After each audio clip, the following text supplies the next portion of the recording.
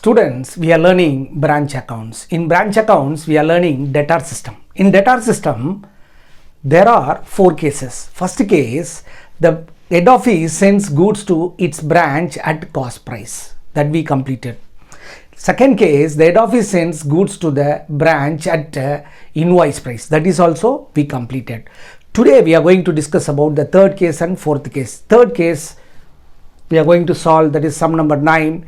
In this case, the head office sends goods to its branch at a cost price, but branch sells goods to its customer at a selling price. In this case, closing stock will not be given, that we have to ascertain. Yes, I am going to read the problem. Listen carefully. From the following particulars, prepare branch account showing the profit or loss at the branch. Opening stock, goods sent to branch, sales, salary, other expenses. Along with that, some information is also given. Closing stock could not be ascertained, but it is known that the branch usually sells at cost plus 20%. So, branch sells goods to its customer at cost plus 20%. The branch manager is entitled to a commission of 5% on the profit of branch before charging such commission. So, I drawn format in the books of head office, branch account, debit side, credit side. Branch account, debit side starts with the opening balance of asset. Starts with the opening balance of asset. Here only one asset is given, that is opening stock. Then the second item, goods sent to branch is given. Goods sent to branch, its value 45,000. Opening stock taken, goods sent to branch taken. Then third one, sales. Sales, credit sales or cash sales are not given. We should assume that one as cash sales. The total cash sales sent to the head office. So by bank, under that we can write cash sales. In this problem, no information relating to debtor not given. So we can ignore the debtor account, branch debtor account. So we can send 60,000 to the head office. Here, salary and other expenses given. We should assume these expenses are paid by the head office. So to bank, salaries, other expenses, both are paid by the head office. So debit side under the bank, we should write salary and other expenses. Salary 5,000, other expenses 2,000. Here, the closing stock could not be ascertained, but it is known that the branch usually sells cost plus 20%. So we have to ascertain the closing stock. If you want to ascertain the closing stock, the formula is closing stock equal to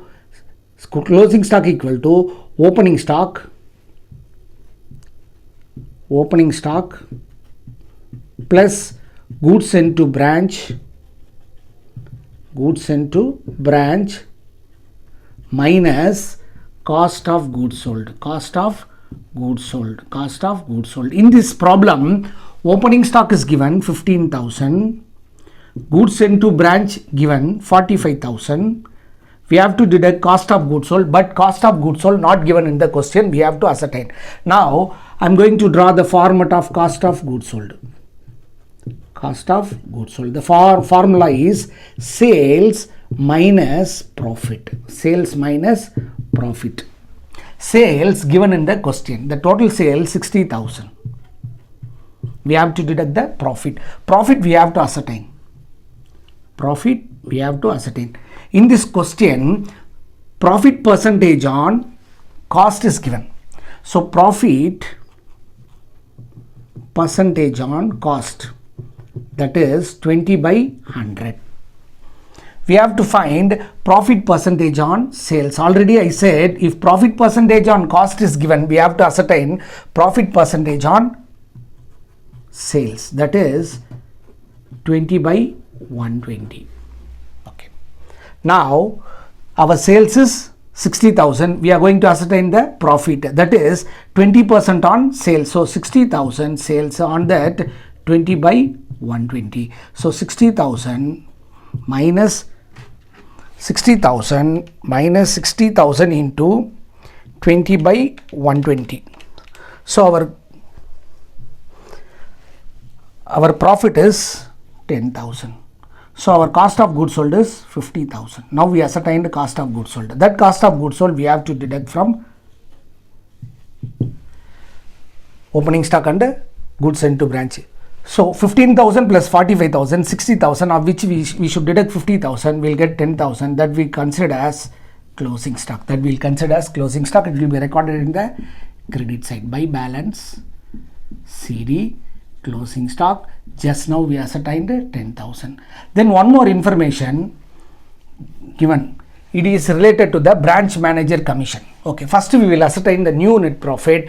On that we will calculate branch manager commission. Branch manager commission debited to the branch account. Branch manager commission. Branch manager commission, that will calculate on the profit. Branch manager commission payable, that we have to ascertain. The total credit side, total of the credit side 70,000. So 70,000 minus 15,000 minus 45,000 minus 5,000 minus 2,000. So credit side total minus debit side total. So 70,000 minus debit side total, how much? Debit side total is 67. We got 3,000. On that we should calculate manager commission. When we calculate any percentage, we should consider before charging such commission. If before charging such commission is given, before charging such commission is given, we have to use rate by 100 formula. If after charging such commission is given, we have to use the formula of rate by 100 plus rate. Since here before charging such commission is given, so we can use this formula, rate by 100. So the new net profit into rate, how many percent? 5%. So we can use 5 by 100. So the total manager commission payable is 150. Then we can calculate the net profit. Net profit transferred to general profit and loss account. Students, already we calculated our new net profit 3,000, of which we paid 150 branch manager commission. So balance 2,850 is the net profit of the branch. Students, we completed the third situation. Let me see the fourth situation now. Students, let me solve 10th problem. In this problem, we are going to learn the fourth situation. The head office sends goods to its branch at invoice price. At the same time, branch sells goods to its customer at more than the invoice price. Look at the problem. A company has a branch at Delhi. So we are preparing Delhi branch account. From the following particular, calculate profit earned by the branch. Opening stock, goods sent to branch, expenses, sales are given. Along with that, some informations are given. Goods are invoiced to the branch at cost plus 25%. So the head office sends goods to its branch at cost plus 25%.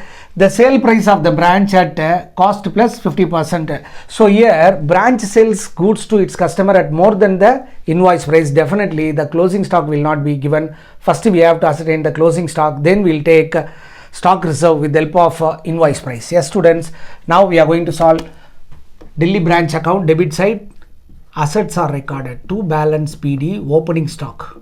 It is given in invoice price, value 20,000. Then second one, goods sent to branch, given, it is also given in invoice price, its value 1,10,000. Then expenses, we should assume the expenses are paid by the head office. So debit side under to bank we should write expenses. Expenses value 6,000.